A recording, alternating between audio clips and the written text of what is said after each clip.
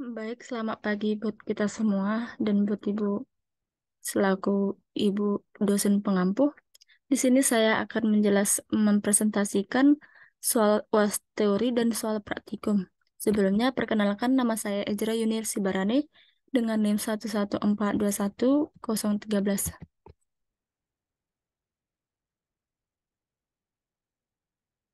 Adapun yang akan saya jelaskan di sini adalah yang pertama yaitu satu UAS teori, yang kedua UAS praktikum. Yang selanjutnya adalah bagian teori yaitu bagian A ya, yang bagian true false.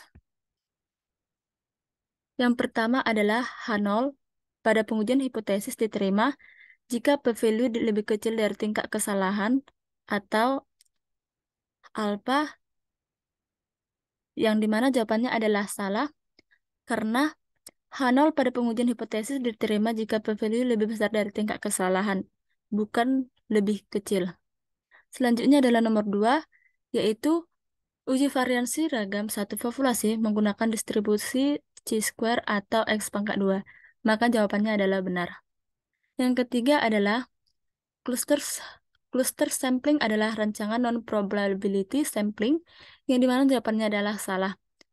Karena cluster sampling adalah rancangan non-probability sampling yang dimana jenis dari probability ini adalah pemilihan sampel yang tidak dilakukan secara subjektif atau bukan pada keinginan dari peneliti.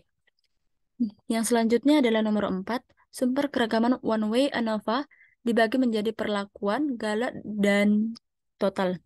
Yang dimana di sini jawabannya adalah benar. Yang kelima adalah regresi, adalah ukuran yang menyatakan keeratan dua variabel. Yang dimana jawabannya adalah salah. Di mana di sini regresi adalah ukuran atau metode statistik yang dipakai untuk mempererat hubungan yang terdiri dari satu atau dua variabel atau bahkan bisa lebih.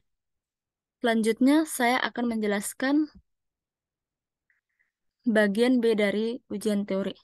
Yang dimana di sini kita diketahui 10 pakai internet, yang dimana soal pertama dari esai ini adalah satu, diketahui 10 pakai internet dengan kuota sama data kecepatan download seperti pada tabel berikut. Yang dimana kecepatan downloadnya dimulai dari 2,6 Mbps, 1,9 Mbps, 6,5 Mbps, 9,1 Mbps, 6,2 Mbps, 7,6 Mbps, 6,8 Mbps, 4,2 Mbps, 5,7 Mbps, dan 3,0 Mbps. Maka karena pada nomor 1 ini diminta menggunakan 6 langkah, maka langkah yang pertama di sini ya, maka sebelum kita melanjut ke 6 langkah itu, uji hipotesis yang kita gunakan untuk menentukan kecepatan download atau output dari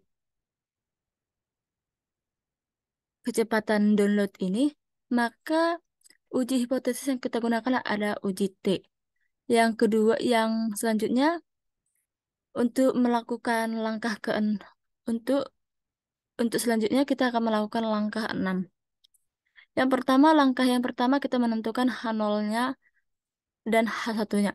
Yang dimana H0-nya sama dengan 5 Mbps dan H1-nya tidak sama dengan 5 Mbps. Yang kedua yaitu alpanya bernilai dengan 0,05 dan yang ketiga X-bar-nya sama dengan dimana di sini eh, kita menghitung dengan menjumlahkan setiap kecepatan download pada pakai internet, lalu kita akan bagi sesuai dengan jumlah dari jumlah dari kecepatan yang ada.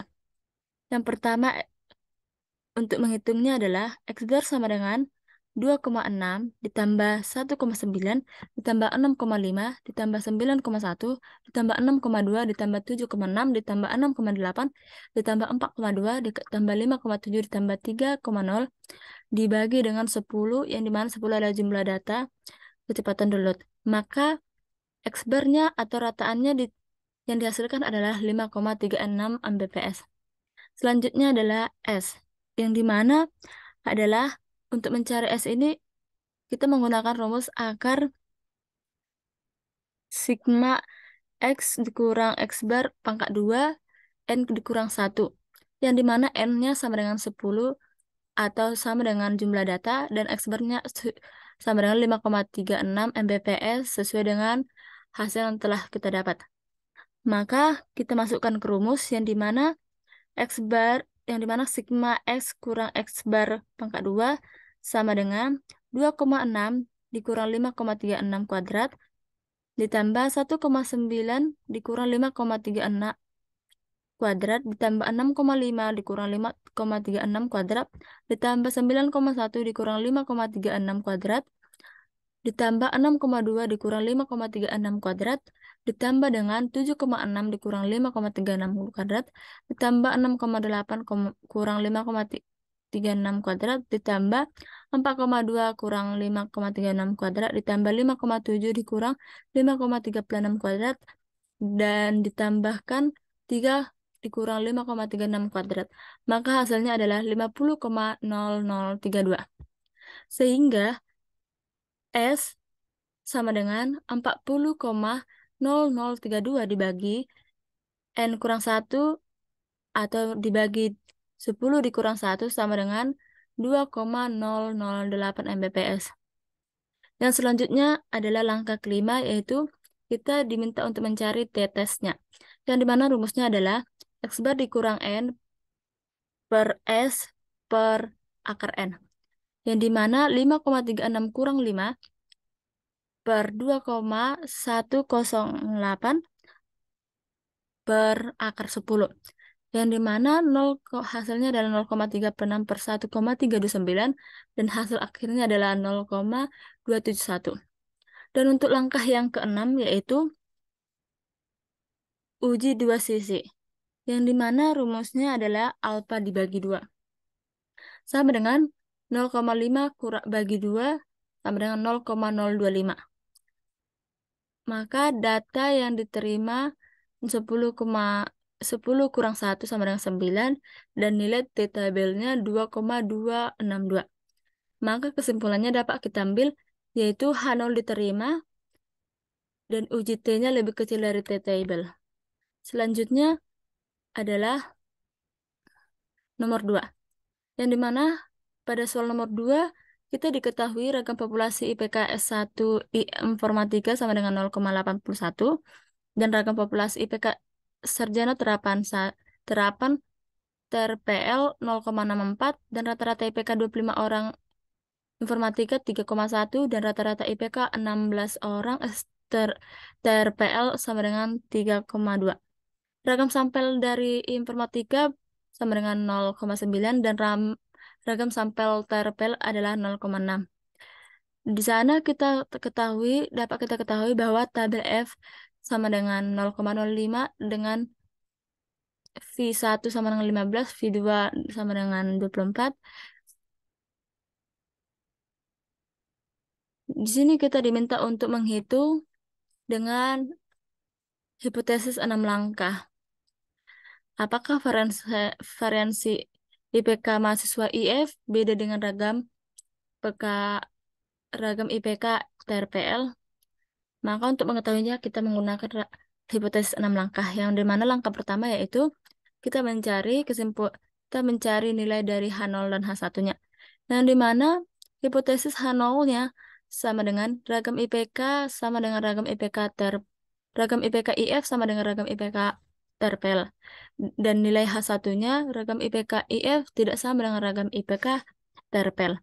Langkah yang kedua yaitu menentukan alfa, yang dimana alfanya ada 10%, maka apabila alfanya sama dengan 10%, maka nilainya adalah 0,25. Langkah ketiga, uji yang kita gunakan untuk mengetahui varian seragam ini, kita menggunakan uji T. Yang langkah keempat, FUJ-nya untuk FUJ adalah FUJ-nya sama dengan 0,81 dibagi 0,64 sama dengan 1,26. Yang selanjutnya adalah langkah kelima, yaitu daerah kritisnya 0,25, V1-nya 15, V2-nya 24, yang dimana hasilnya 2,11. Maka dari sini kita dapat mengambil kesimpulan bahwa H0 diterima atau dikatakan H1-nya ditolak, dan dimana FUJ-nya lebih kecil dari F tabel.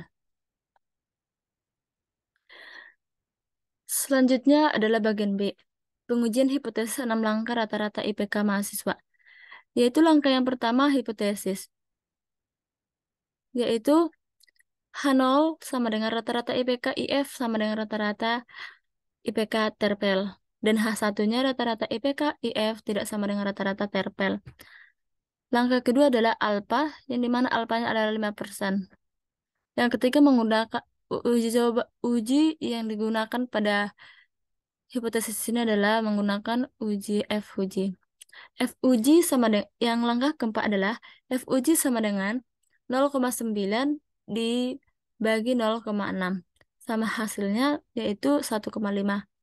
Langkah yang kelima yaitu menentukan apakah hipotesis ini daerah kritis atau tidak. Maka hipotesis ini daerah kritis dengan nilai 0,5, V1-nya 24, V2-nya 15, dan p-value-nya 2,24. Maka kesimpulan yang kita terima yaitu H0 diterima FUJ lebih kecil dari F tabel. Selanjutnya adalah soal nomor 3. Yang dimana di sini pada tabel ini diketahui data waktu pengeringan dalam per jam dan campuran bahan lama dan bahan baru. Seperti yang kita ketahui, nilai dari campuran baru dan campuran lama itu berbeda. Tapi setelah kita melakukan perhitungan menggunakan derajat uji uji T uji, maka dihasilkan bahwa X dan Y bersifat meningkat setiap harinya. Atau mungkin waktu pengeringannya per jam itu meningkat. Selanjutnya adalah soal praktikum. Yang dimana soal yang pertama di sini diketahui bahwa terdapat data ulangan dilengkapi dengan algoritmanya. Tabel tersebut adalah waktu pemrosesan data.